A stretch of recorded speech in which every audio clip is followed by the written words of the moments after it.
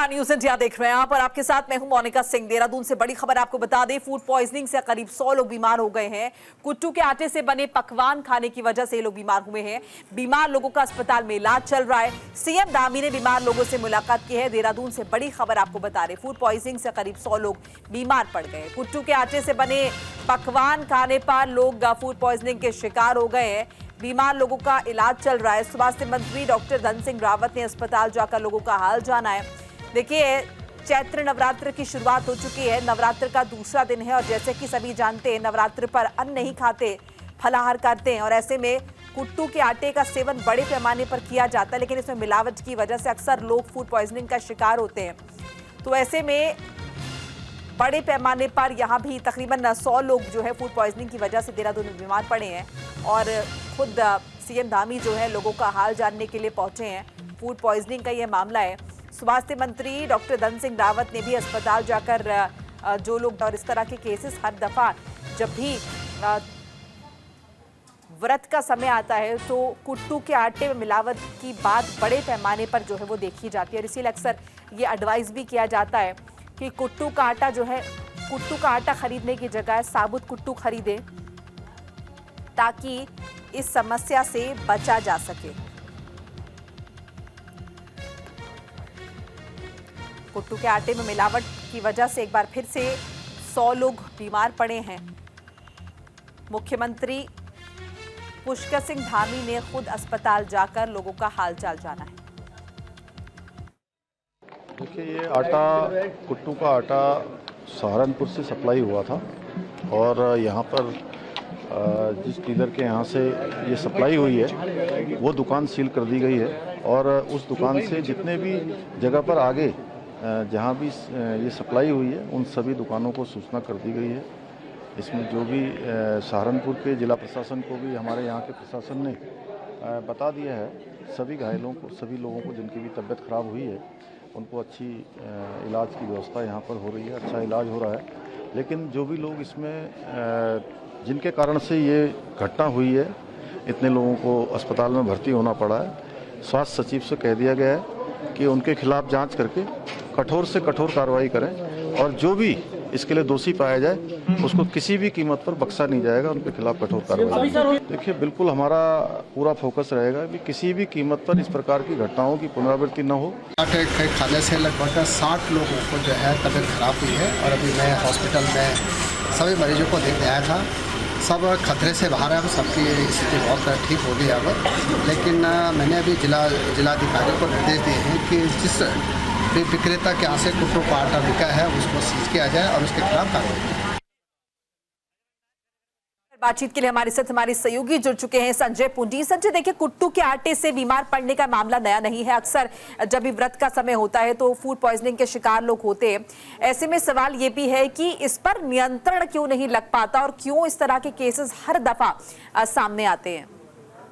निश्चित तौर पर ये इस वर्ष का काम नहीं है। हर वर्ष हम देखते हैं कि जब नवरात्रे शुरू होते हैं तो नवरात्रे का जब पहला दिन होता है और उसके बाद लोग कुट्टू के आटे का सेवन करते हो तो कहीं ना कई जगह से इस तरह की खबरें आती हैं कि जो कुट्टू का आटा है इसके खाने से लोग फूड पॉइजनिंग का शिकार हो गए हैं। ताजा मामला भी इस बार देहरादून के विकास नगर से है, जहां पर करीब 100 से ज्यादा लोग फूड पॉइजनिंग का शिकार हो गए। हालांकि जो जिनका स्वास्थ्य खराब हुआ है, जो बीमार हुए हैं, उन्हें देहरादून के कोरोनेशन हॉस्पिटल में भर्ती कराया गया है, जहां पर स्वास्थ्य मंत्री और खुद प्रदेश के मुखिया यानी पुष्कर सिंह धामी वहां पर पहुंचे और जिन लोगों का स्वास्थ्य खराब है, जो इसका शिकार हुए हैं, उनका कहीं ना कहीं हालचाल जानने पहुंचे हैं। हालांकि जहां से ये आटा लिया गया था, जहां से खरीदा गया था, उन सब ठिकानों पर स्वास्थ्य महक के साथ साथ जो खाद्य सुरक्षा विभाग की टीम है वो वहां पर पहुंच रही है। अभी तक जिन लोगों से आटा लिया गया था उस कोर्ट को सील कर दिया गया है। साथ ही साथ जो भी इस प्रकरण में दोषी पाया जाता है तो उसके खिलाफ एक बड़ी कार्रवाई करने की तैयारी चल रही है। लेकिन सवाल यह उठ जाता है, खाद्य सुरक्षा विभाग आखिर इसको कहा जाता है कि तरह का मामला कोई पहली बात नहीं है। अगर पिछले वर्ष की बात की जाए तो पिछले वर्ष हरिद्वार में भी तरह का मामला सामने आया था, जहाँ दर्जनों लोग शिकार हो गए थे। इसके बाद कई दिनों तक तरह की कार्रवाई खाद्य सुरक्षा विभाग जो पूरी तरह मैदान पड़ता ये भी दावा कर रहा था कि भविष्य में इस बात की पूर्णावृत्ति नहीं होगी, लेकिन इस बार कहीं ना कहीं हम देख रहे हैं कि जो विभाग है और एक बार फिर इस तरह की बड़ी घटना घट गई। जी संजय, के साथ साथ देखिए, आप जिक्र कर रहे हैं कि जहां से लोगों ने कुट्टू का आटा खरीदा है, इसके अलावा ऐसे बहुत से लोग और भी होंगे जिन्होंने कुट्टू का आटा खरीदा होगा, शायद कंज्यूम ना किया हो, शायद उस वक्त उन्होंने घर में कुछ और कुक किया हो, लेकिन वो कुट्टू का आटा उनके घर में रखा हो और वो आने वाले वक्त में बीमार पड़ सकते हैं। तो ऐसे में किस तरह से उन लोगों को चिन्हित किया जा रहा है, उन लोगों तक ये खबर पहुंचाई जा रही है कि जहां जहां से आटा उन्होंने खरीदा है उस दुकान के साथ साथ जिन जिन लोगों ने उसे कंज्यूम करने के लिए खरीदा है, किस तरह से, क्योंकि अभी तो ये केसेस और भी सामने आ सकते हैं। अभी तो जिस तरह से जिक्र हो रहा है कि करीब 100 लोग बीमार हुए, हो सकता है ये आंकड़ा और बढ़े। देखिए, जिन लोगों ने आटा खरीदा था उनके यहाँ से जो सूचना आई है कि उनका स्वास्थ्य खराब हो गया है। हाँ। हालांकि कितने लोगों ने यहाँ से आटा खरीदा है और कौन कौन से ऐसे स्टोर हैं, गोदाम है जहाँ से ये आटा सप्लाई हुआ है, हाँ। उन सब ठिकानों पर लगातार ही खाद्य सुरक्षा विभाग के पहुंच रही है और किस तरह से मुख्यमंत्री ग्रामीण अस्पताल पहुंचे और उन्होंने अधिकारियों को दिशा निर्देश दिए जो दोषी है किसी भी हाल में बख्शा नहीं जाएगा। यानी इस पूरे प्रकरण को लेकर राज्य सरकार गंभीर दिखाई दे रही है। जो संबंधित विभाग है वो भी कहीं ना कहीं एक्शन में नजर आ रहा है और साथ ही साथ तो देखने वाली बात होगी जो इस पूरे प्रकरण में दोषी पाया जाता है उसके खिलाफ किस तरह की कार्रवाई होगी। संजय, एक और चीज मैं आपसे समझना चाहूंगी, देखिए मिलावट का जिक्र हर दफा होता है। अभी तो ये उत्तराखंड की बात है, हमने जन्माष्टमी पर देखा कि मथुरा में भी जो है मिलावट इस तरह से कुट्टू के आटे में सामने है। आखिर ये मिलावट के विषय में भी क्या कुछ डिटेल्स आई है, किस तरह की मिलावट होती है कुट्टू के आटे में जिसकी वजह से लोग बीमार पड़ जाते हैं? निश्चित तौर पर हम अपने दर्शकों को भी बताना चाहेंगे कि कई तरह के आटे होते हैं। हालांकि जो कुट्टू का आटा होता है उसकी एक समय मियाद होती है। बीते वर्ष में कई गोदामों पर, कई स्टोर पर ऐसा आटा बच गया था जो कहीं ना कहीं इस बार बेचने की कोशिश की जा रही है। वो भी कहीं ना कहीं गलत श्रेणी में आता है, यानी उसे खाकर भी लोग बीमार हो जाते हैं। साथ ही साथ किस तरह से मिलावटखोर काम कर रहे हैं, मिलावटखोरों पर भी लगातार जांच की जा रही है, क्योंकि बीते दिनों से लगातार ही हमने देखा है कि दीपावली के समय किस तरह से। संजय, एक और सवाल मैं आपसे ये भी समझना चाहूंगी। देखिए, जिन स्टोर्स पर छापेमारी फिलहाल हुई है, किस तरह के ये स्टोर्स हैं? क्या छोटी छोटी दुकानें हैं जहां पर इस तरह का ये कहें कि एक्सपायरी डेट वाला कुट्टू का आटा है, या फिर यूं कहें कि इसमें मिलावट है जिससे लोग बीमार पड़े हैं, या फिर ये बड़े नामचीन स्टोर्स भी हैं जहां पे ये उपलब्ध है और लोग वहां से खरीद के बीमार पड़ रहे हैं? सबसे पहले यह समझना होगा कि एक जगह से ये आटा नहीं खरीदा गया है।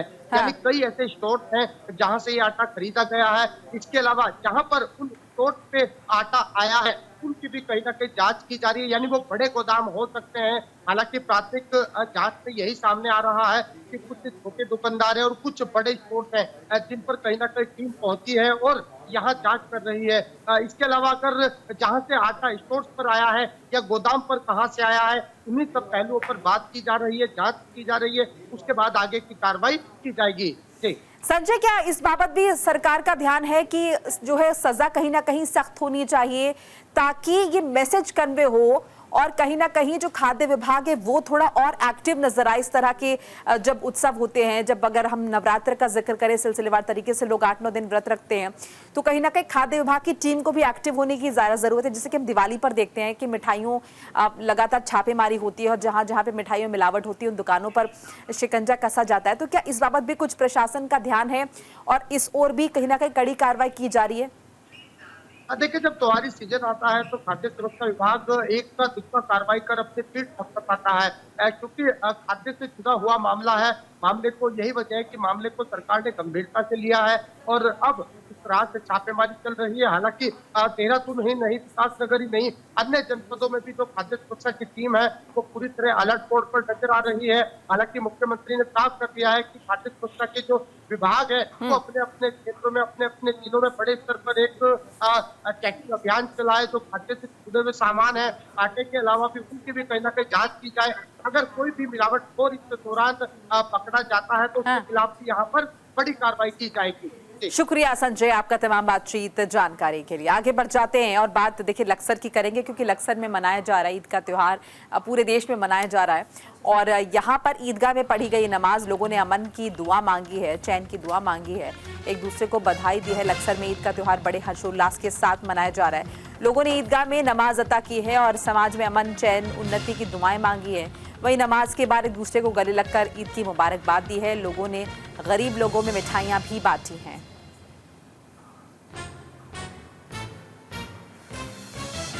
तो शांतिपूर्ण तरीके से लक्सर में ईद का त्योहार मनाया जा रहा है। नमाज यहां पर अता की गई, ईदगाह में पढ़ी गई नमाज। बड़े पैमाने पर लोग इकट्ठा हुए, एक दूसरे को गले लगकर मुबारकबाद दी, मिठाइयां बांटी और कामना की ऊपर वाले से कि अमन चैन यूं ही बरकरार रहे।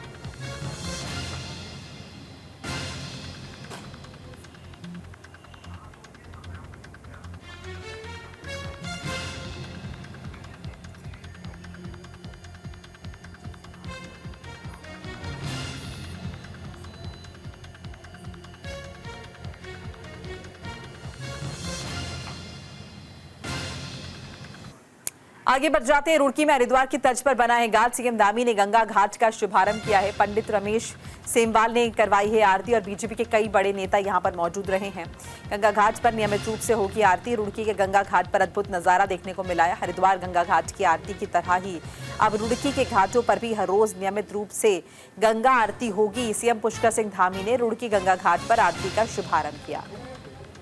ज्योतिषाचार्य पंडित रमेश सेमवाल ने आरती करवाई है। वहीं इस दौरान राज्यसभा सांसद नरेश बंसल, राज्यसभा सांसद कल्पना सैनी, जीवन दीप आश्रम के महामंडलेश्वर यतीन्द्रानंद गिरी महाराज और स्वामी यतीश्वरानंद प्रमुख रूप से मौजूद रहे और इनकी मौजूदगी में यहां पर आरती संपन्न कराई गई। शुभारंभ हो चुका है और अब रुड़की के घाटों पर भी नियमित रूप से गंगा आरती होगी, जैसे हरिद्वार में गंगा आरती होती है।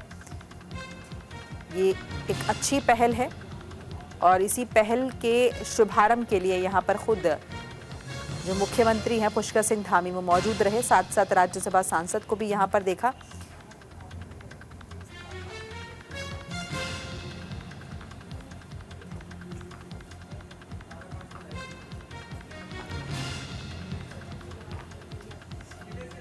पंडित रमेश सेमवाल ने कराई है आरती। जहाँ हमारा नव संवत्सर प्रारंभ हो रहा है, चैत्र नवरात्रि प्रारंभ हो रही है, ऐसे दिन रुड़की नगर निगम के द्वारा माँ गंगा की आरती का यहाँ पर एक स्थान और भक्तों के लिए यहाँ पर प्रारंभ कर दिया गया है। माँ गंगा हम सब पर कृपा करें और हमारा राज्य आगे बढ़े। माँ गंगा की अविरलता बनी रहे, निर्मलता बनी रहे। आदरणीय प्रधानमंत्री मोदी जी के नेतृत्व में देश के अंदर नमामि गंगे अभियान चलाया गया, उसके कारण आज माँ गंगा पूरी तरह से स्वच्छ और निर्मल होने की दिशा में आगे बढ़ रही है। हम भी आज संकल्प लेते हैं कि हमारा राज्य भी माँ गंगा को पूरी तरह से निर्मल और स्वच्छ रखेगा। माँ गंगा हम सब पर कृपा करें, सबको आशीर्वाद दें। मैं आज एक बार फिर से नगर निगम को, रुड़की वासियों को और आसपास के लोगों को जो बड़ी संख्या में हरिद्वार आते हैं, रुड़की आते हैं, उत्तराखंड में आते हैं, तो एक स्थान और हो गया है जहाँ पर हम माँ गंगा की आरती कर सकते हैं और पुण्य के भागी बन सकते हैं। उत्तरकाशी में गंगोत्री धाम के खुलेंगे कपाट। कपाट खुलने की तिथि समय जो है तय हुआ है। 30 अप्रैल को गंगोत्री धाम के कपाट खुलेंगे और सुबह 10:30 पर के कपाट जो है वो खुलेंगे। 29 अप्रैल को रवाना होगी उत्सव डोली। चारधाम यात्रा के लिए पंजीकरण चल रहे हैं। अभी तक रिकॉर्ड लोग चारधाम के लिए पंजीकरण करा चुके हैं। उत्तराखंड के उच्च हिमालयी क्षेत्र में स्थित विश्व प्रसिद्ध गंगोत्री धाम के कपाट 30 अप्रैल को अक्षय तृतीया के पावन पर्व पर रोहिणी नक्षत्र में सुबह 10:30 बजे श्रद्धालु के लिए खोल दिए जाएंगे। इसी दिन उत्तरकाशी जिले में स्थित एक अन्य धाम यमुनोत्री के कपाट भी खोले जाएंगे और इसके साथ ही प्रदेश में चारधाम यात्रा की शुरुआत हो जाएगी।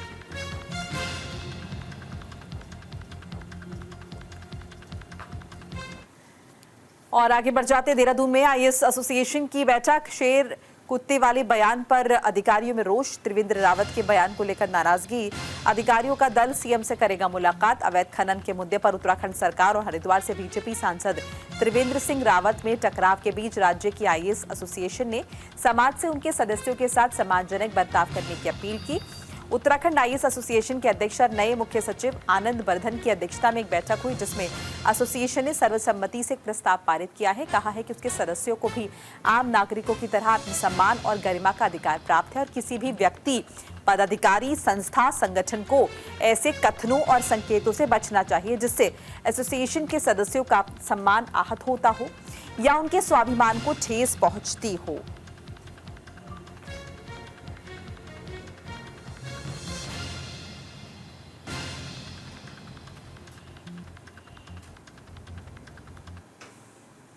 हरिद्वार में आरएसएस ने निकाला है पथ संचलन। स्वयंसेवकों ने क्षेत्रवासियों पर बरसाए हैं फूल, अनुशासित कदमों के साथ लगाए राष्ट्रवादी नारे। आरएसएस सेवकों ने समाज में एकजुटता का संदेश दिया है।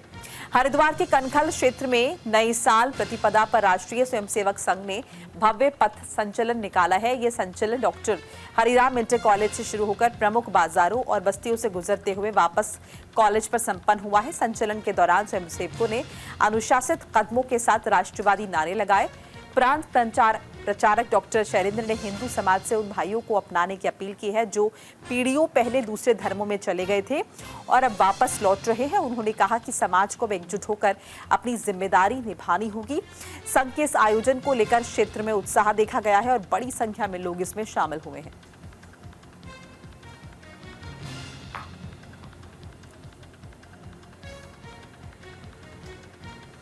और वहीं देहरादून में स्टेशनरी की दुकानों में रेड, चोरी करने वाले दुकानों पर कार्रवाई हुई है। महंगी किताबें बेचने पर प्रशासन का शिकंजा, 3 दुकानों के खिलाफ मुकदमा किया गया है दर्ज। देहरादून में अभिभावकों की शिकायत के बाद प्रशासन की टीम लगातार स्टेशनरी की दुकानों पर ताबड़तोड़ कार्रवाई कर रही है।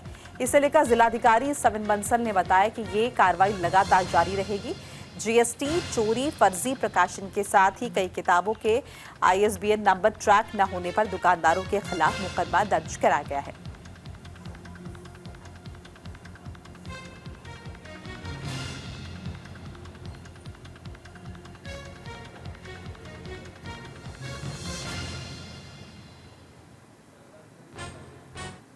जो हमारे वॉलेटर्स थे उनको आइडेंटिफाई करते हुए मल्टीपल टीम्स कॉन्स्टिट्यूट की गई थी, जहां पर एसडीएम्स, हमारे जीएसटी ऑफिसर्स और एजुकेशन डिपार्टमेंट के ऑफिसर्स रहे थे, जिन्होंने असेसमेंट करते हुए प्रमुख लोकेशंस पर रेड्स कंडक्ट किए हैं, स्टॉक सीज किए हैं और रेलिवेंट प्रोविजंस ऑफ बीएनएस में एफआईआर लॉन्च हो चुकी हैं। आगे भी ये प्रवर्तन कार्रवाई जारी रहेगी। इस तरह की कोलुसिव प्रैक्टिसेस जिला प्रशासन टॉलरेट नहीं करेगा। और डेंगू के बढ़ते खतरे को लेकर अलर्ट, सीएमओ ने अधिकारियों को दिए हैं निर्देश। उपकरण को चाक चौबंद रखने के निर्देश। उत्तराखंड में डेंगू के बढ़ते खतरे को लेकर देहरादून के सीएमओ डॉक्टर मनोज कुमार शर्मा ने सभी अधिकारियों को अलर्ट रहने के निर्देश दिए हैं। डॉक्टर शर्मा ने बताया कि सभी अधिकारियों को उपकरण, दवाइयां और अन्य संसाधनों को चाक चौबंद रखने के निर्देश दिए गए हैं। तो डेंगू के बढ़ते खतरे को देखते हुए ये निर्देश जारी हुए हैं, अलर्ट जारी हो चुका है। सीएमओ ने अधिकारियों को निर्देश दे दिए हैं कि अपनी व्यवस्थाएं जो हैं वो चौबंद रखें, व्यवस्थाएं अपनी जो हैं सुनिश्चित करें कि एकदम ठीक हों। तमाम इंतजामात अस्पतालों में हैं कि अगर डेंगू के मरीज आते हैं यहाँ पर तो उन्हें किसी भी तरह की दिक्कत ना हो और उनका जो इलाज है वो सुचारू रूप से किया जाए।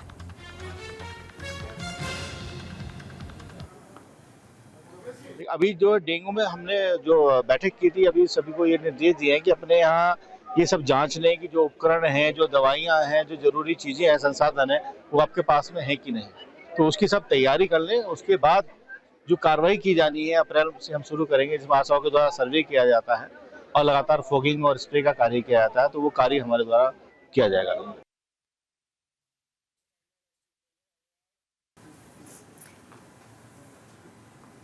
और चैत्र नवरात्र के दूसरे दिन भक्तों में उत्साह है। सिद्धपीठों में उमड़ा श्रद्धालुओं का हुजूम।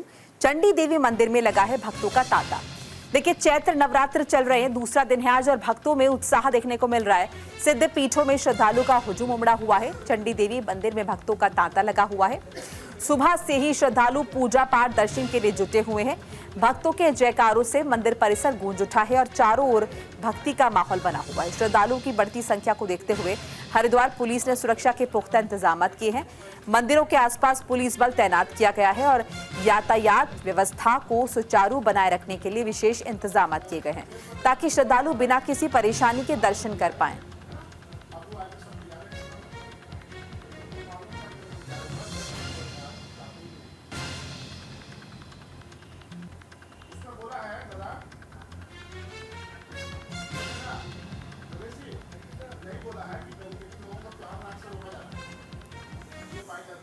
हरिद्वार फायरिंग मामले में पुलिस को बड़ी कामयाबी, 5 बदमाशों को पुलिस ने गिरफ्तार कर लिया है। बदमाशों के पास से 2 पिस्टल कारतूस बरामद हुए हैं। हरिद्वार फायरिंग मामले में पुलिस को बड़ी कामयाबी मिली है। पुलिस ने 5 फरार आरोपियों को गिरफ्तार कर लिया। ये बदमाश काले रंग की स्कॉर्पियो से आए थे और गुरुकुल कांगड़ी के एक छात्र पर जानलेवा हमला कर हवा में फायरिंग कर फरार हो गए थे।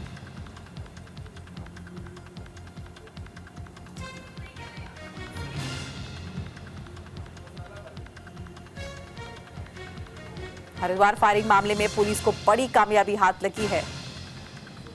5 बदमाशों को पुलिस ने अपनी गिरफ्त में ले लिया है और इनके पास से 2 पिस्टल और कारतूस भी पुलिस को बरामद हुए हैं।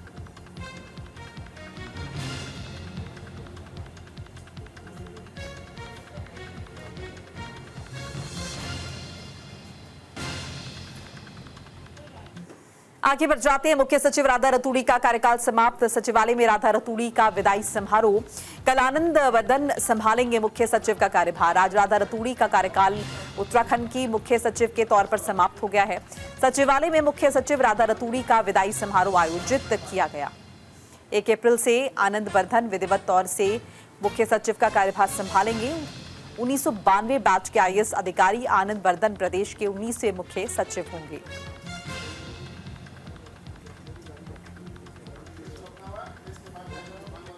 और इसी के साथ इस बुलेटिन में फिलहाल इतना ही। लगातार खबरों के लिए आप देखते रहिए न्यूज़ इंडिया। नमस्कार।